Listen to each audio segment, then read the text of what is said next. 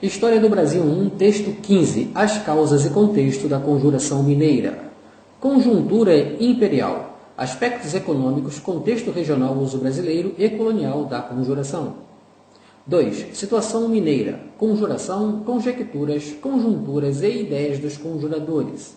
Macro e micro socioeconomias. O termo inconfidência para Maxwell. Revolução frustrada. Expressão confeccionada pelos detentores do poder ao qual os conjurados se levantaram. Em 1770, o algodão exportado para Portugal era reexportado para a Inglaterra. Nota: nesse período, os colonos da América do Norte tentavam libertar-se da Inglaterra em guerra de secessão e copiavam as estratégias de defesa e estratagemas de combate dos pernambucanos. Segundo o autor, a ascensão do comércio português ocorre ao mesmo tempo em que o comércio inglês entra em colapso. Por volta de 1770, os brasileiros intentavam abrir os portos do Brasil para o mundo, contrariando rígida e restritiva política pombalina. Em 1770, era a junta regional quem arrecadava o quinto real, a maior receita da coroa. Censo das Minas Gerais em 1776. 300 mil habitantes, exceto índios. Destes 300 mil, 150 mil eram negros, africanos ou nascidos no Brasil. 150 mil restantes eram brancos e pardos e mesclados, miscigenação. No final do período pombalino, Lisboa queria construir em Minas uma capitania fiscalizadora e envolvia os magnatas locais, comerciantes e homens de negócio. Com os servidores do governo a fim de manter sua hegemonia política na região e, na maioria das vezes, os transformava em servidores como intendentes, membros de juntas das capitanias. No início do século XVIII, a economia brasileira era totalmente independente da extração do ouro nas minas, mas o sistema de extração deste metal entra em crise, declina e colapsa, escasseando a circulação da riqueza na colônia e diminuindo a arrecadação da coroa, caindo de 100 para 68 arrobas em 1780. Que força a diminuição na cunhagem de moedas a partir desse ano e, por conseguinte, reduz pela metade o volume de produtos comercializados entre Portugal e Inglaterra, para onde fluía a maior parte do ouro extraído nas minas. A recessão causada pela escassez do ouro nas minas impacta nas exportações de produtos manufaturados criados no período pombalino, que era fonte principal da oligarquia portuguesa no Brasil colônia do século XVIII. Fumo. O fumo não foi afetado pela crise da exportação. Imediatamente, o algodão surge nas capitanias de Pernambuco e do Maranhão como matéria-prima para substituir as importações. Para contornar a crise e garantir o monopólio comercial de longa data, a burguesia mercantil e o Estado realizam a união dos capitais estatais com os privados, onde as fábricas ganham destaque. O aumento na procura do algodão brasileiro ocorreu devido à crescente evolução da tecnologia dos teares ingleses. Isso não só aumentava o volume de exportações do produto, como também põe Portugal e Brasil na alça de mira econômica inglesa, especificamente dos fabricantes de tecido de Lancashire, que eram considerados agressivos e expansionistas, por temerem um ataque a Bourbon a Portugal, pela França, e, consequentemente, a conquista do mercado de algodão. Para Martinho de Melo e Castro, 1780, Portugal devia abandonar o sistema pombalino e iniciar um neomercantilismo, rígido e efetivo, apesar de ser um mercantilista clássico. O algodão se torna o alvo do interesse econômico para a metrópole. As indústrias criadas para substituir as importações na metrópole e no Brasil colônia cresceram exponencialmente. Por volta de 1780, os brasileiros como Vendeque, José Joaquim Maia e Barbalho, estudante, e Domingos Vidal Barbosa, fazendeiro, buscavam inspiração na Revolução Americana para deflagrar uma revolução no Brasil e instalar uma república, e juraram libertar o Brasil do domínio português. Nota: em 1780, a economia regional diversificou-se e a economia das Minas Gerais foi alterada devido à migração para o sul em 1784. Com o declínio da mineração, as atividades agrícolas, açúcar ou agropecuárias cresceram para atender às demandas regionais, que permite o aparecimento de um novo tipo de propriedade rural, de atividade mineradora e agropecuária ao mesmo tempo.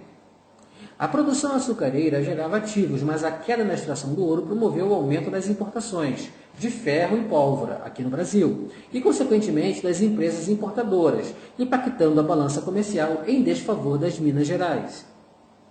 As importações eram diretamente proporcionais ao tamanho do empreendimento. Nessa dinâmica, para atender às demandas do mercado, os mineiros se veem obrigados a encontrar uma solução local. Isso incentiva a extração de ferro abundante naquela região. Características das Minas Gerais setecentistas. A sociedade de valores patriarcais diferenciados... Características das Minas setecentistas. Sociedade de valores patriarcais diferenciados do restante da colônia, organizada em foco urbano e que desenvolvia múltiplas atividades econômicas difusas. A elite da capitania das Minas Gerais. João Rodrigues de Macedo, magnata, Alvarenga Peixoto, latifundiário, Tomás Antônio Gonzaga, português de nascimento, estudou no colégio jesuíta, ele era ouvidor e poeta de Vila Rica. Francisco Bandeira, intendente de Vila Rica.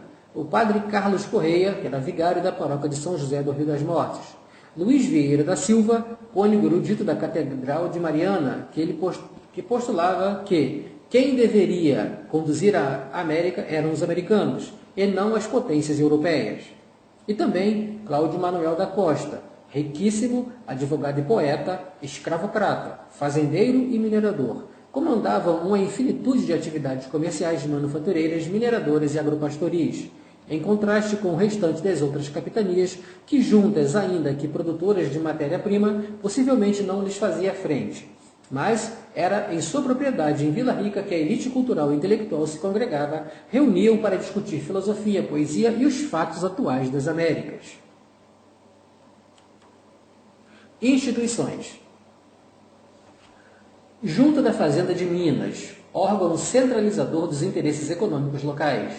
Nota: Vila Rica não possuía alfândegas ou jurisdições definidas, como as outras capitanias. Em torno dessas instituições e interesses dessa sociedade, em 1787, emerge uma elite culta que estudava e mandava seus filhos estudarem em Coimbra. De cada 19 estudantes brasileiros que lá estudavam, 10 eram das Minas Gerais. Além de Vila Rica, reuniam-se também em São Paulo, além de Vila Rica, reuniam-se também em São João del Rei e, em toda a capitania, advogados, escritores ou outros homens ligados por afinidade cultural e econômica similares. A cúpula da sociedade das Minas. Urbanidade, cultura e interesses econômicos uniam mesmo com interesses diversificados,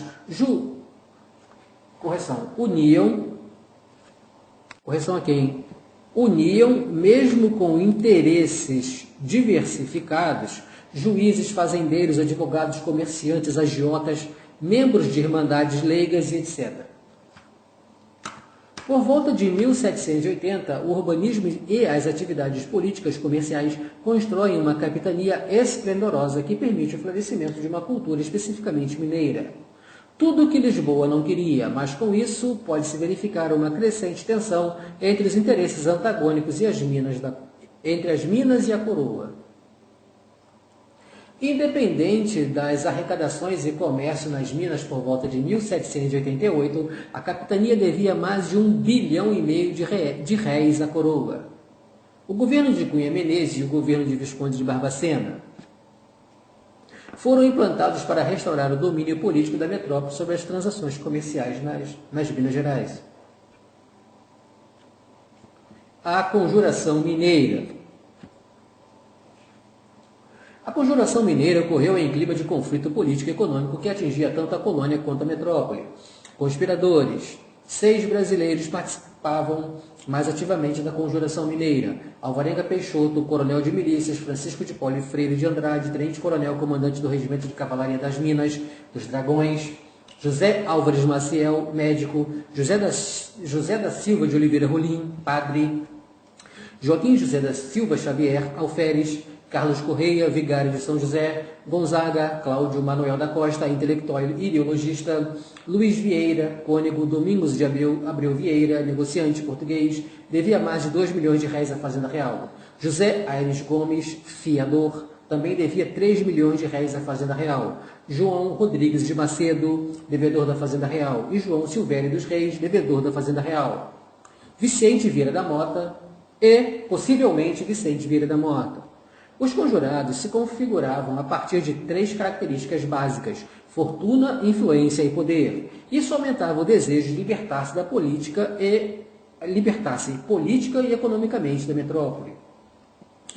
Em 10 de dezembro de 1788, se reuniram para acertar os detalhes de um levante armado que seria deflagrado contra a coroa portuguesa.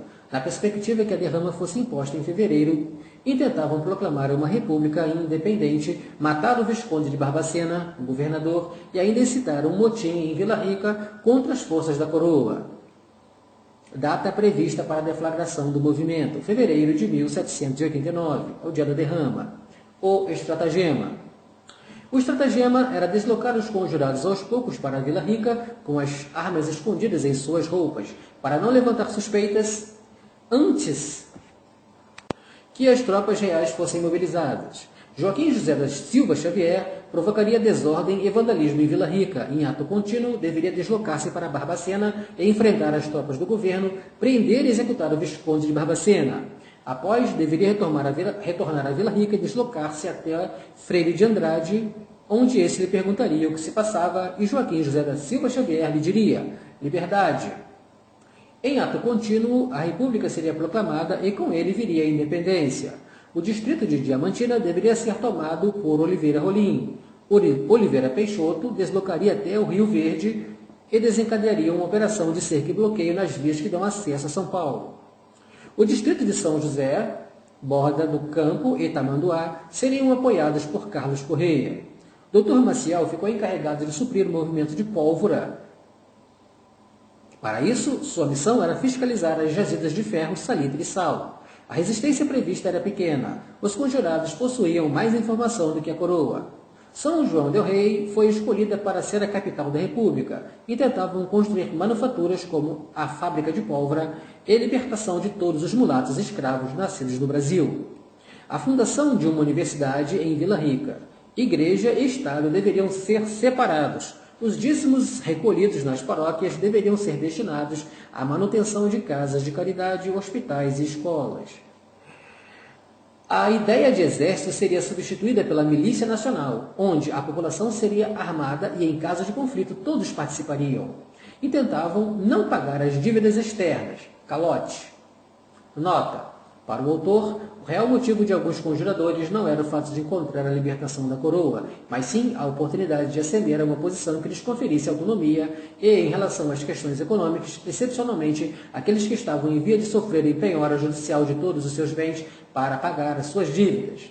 Após denunciada por Joaquim Silvério dos Reis, a conspiração foi desarticulada e fracassou, e Joaquim José da Silva Xavier Tiradentes foi preso no Rio de Janeiro em 10 de maio de 1789, enforcado, e o que se segue são preso e enforcado. O que se segue são inquéritos, apurações, sindicâncias, torturas, homicídios e suicídios. O movimento está carregado de ideologia nacionalista. O movimento era carregado de ideologia nacionalista.